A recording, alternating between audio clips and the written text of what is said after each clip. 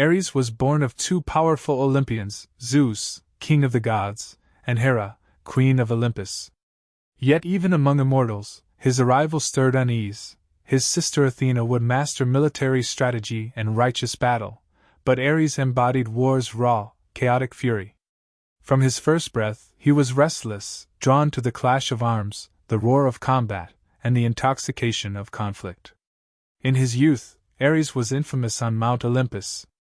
His armor, bronze breastplate, gleaming helmet, and a blood-stained spear, hung permanently at his side. When battles erupted among gods or between gods and giants, Ares strode into the fray, eager for the slaughter. His presence bred terror. Even the mighty gods flinched at his savage laughter and the gleam of his bloodlust. Yet Ares's might was a double-edged sword. When mortals appealed to him, they often gained the ferocity to fight but not the wisdom to choose just wars. Cities built temples to him, hoping his favor would bring victory, but they also knew that once unleashed, his influence could drive armies into frenzy, turning friend and foe alike to slaughter. Unlike Athena's disciplined valor, Ares offered only unrestrained rage. Among the myths that wove around Ares, some showed him bested by cunning rather than brute force. In one tale, he sought to carry off the Thracian princess Cyrene, but her fierce protection by her nymph handmaidens forced him to retreat, an early lesson that strength alone could not always win.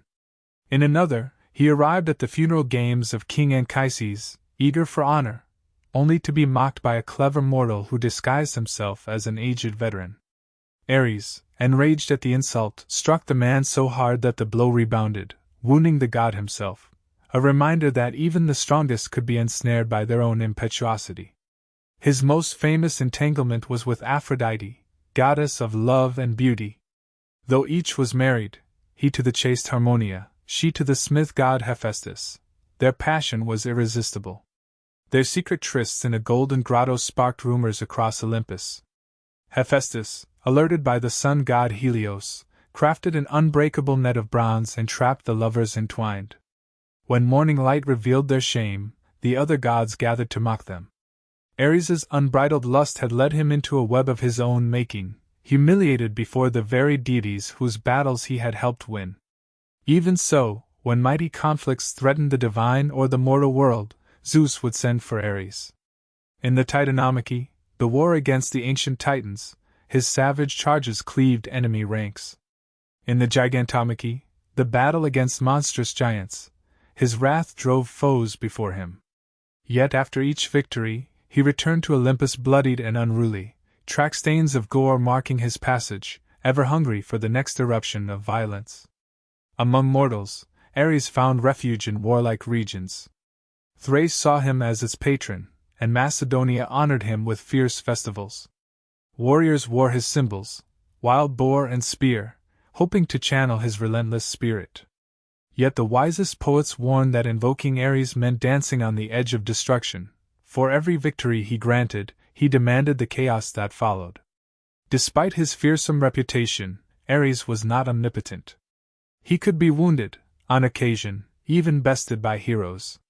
Diomedes, the Greek warrior, wounded him with a spear tipped in the blood of the Hydra. Heracles trapped him in chains during a quarrel among gods. In each defeat, Ares learned that victory came not just from slaughter but from cunning, cooperation, and measured force. When the age of heroes waned and the golden age of civilization dawned, Ares's cult diminished. Temples to him stood empty while those of Athena and Apollo flourished. His domain bare, unreflective violence became a shadow on human life, a force to be controlled, not celebrated. Yet, in the darkest hours of battle, when armies clashed and the ground drank blood, mortals still whispered his name, offering a token of sacrifice for the strength to endure. Ares's legacy endured in legend and art, statues of the striding god, spears aloft, poems that warned of his wild ways, and plays that probed the cost of his worship. He remained the embodiment of war's rawest aspects, a reminder that fury untempered by wisdom could consume both victor and vanquished.